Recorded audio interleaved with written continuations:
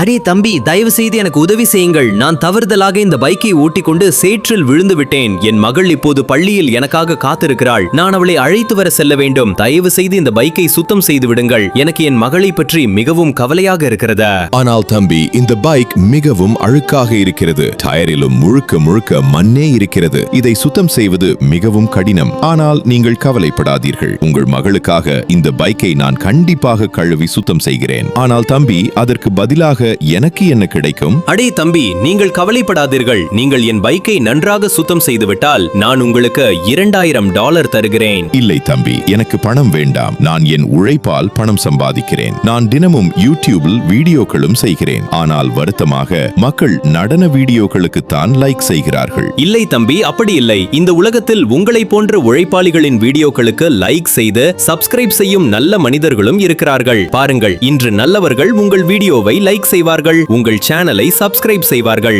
மேலும் உங்கள் உழைப்புக்காக கமெண்டில் ஒரு சிவப்பு இதயம் போடுவார்கள்.